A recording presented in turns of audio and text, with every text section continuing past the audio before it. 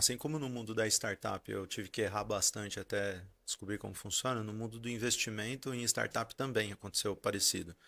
Porque uma coisa é você entender a dinâmica de uma startup, a outra é investir nela. É um tanto diferente. E daí o que acontece? Eu tinha feito alguns investimentos não tão bons e daí eu fui conversar com fundos de investimento. E eu fiz exatamente essa pergunta, falei assim, como que você escolhe Aonde investir? os melhores? Porque eu pensei assim, se eu entender a mente desse cara, que é o que está alocando grandes volumes de dinheiro, eu vou fazer alocações melhores.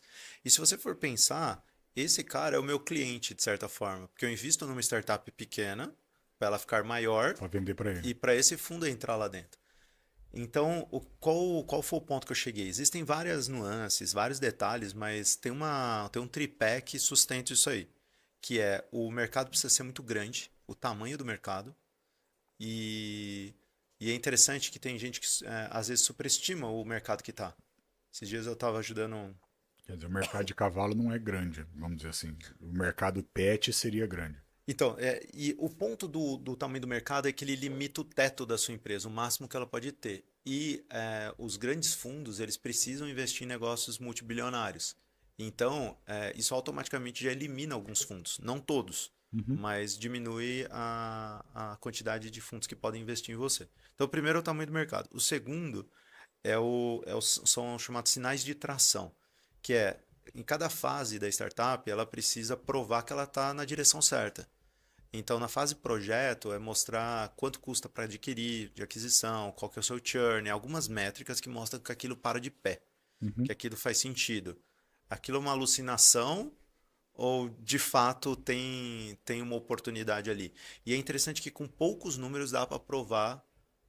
Você não precisa ter números megalomaníacos. Quando a gente recebeu US$ 1 milhão de aporte do gringo, a gente estava faturando R$ 5.000.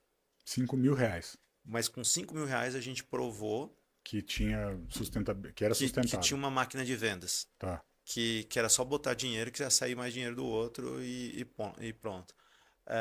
E a outra coisa, a terceira variável, e a mais importante delas, que é decisória também, assim como essas outras duas, são os fundadores. E daí, quando fala dos fundadores, tem uma série de características. Uma das coisas que é olhado é que ele precisa ter um certo nível de agressividade. Porque os grandes negócios demandam decisões difíceis. Não é andando na zona de conforto, andando O cara não pode ficar na num sombra, ele vai caminho ter que tomar confortável. chuva, né? Você vai ter que andar, o que eu brinco, andar na beira do abismo, mas sem cair. Tá.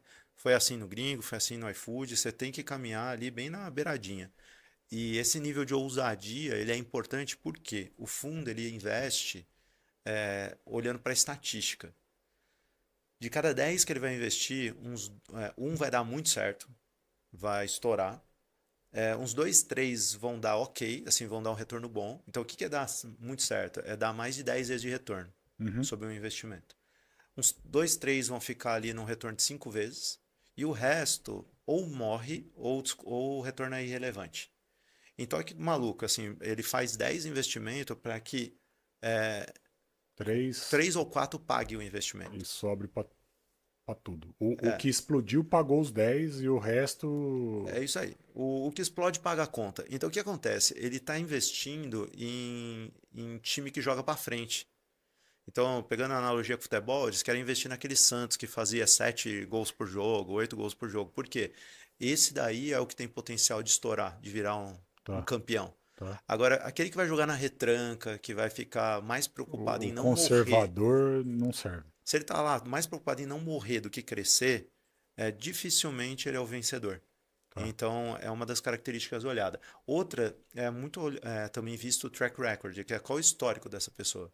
Daí, imagina que quando eu fui fazer o gringo, eu já tinha o histórico do iFood. Então, isso certamente Óbvio facilitou. que o cara que vai pôr dinheiro lá vai falar, pô, tô pondo dinheiro num cara que já marcou um gol, né? E um outro sócio meu também, ele também já tinha conseguido um bom resultado no mercado financeiro, criando uma gestora e tal. Então, assim, olhar o histórico dos fundadores é importante. Daí você vai falar, pô, eu não tenho histórico, né? Alguém pode estar vendo aqui e falar, não é meu caso. Mas você pode trazer advisors, anjos, investidores que tenham histórico. E daí eles ajudam a dar credibilidade no seu projeto.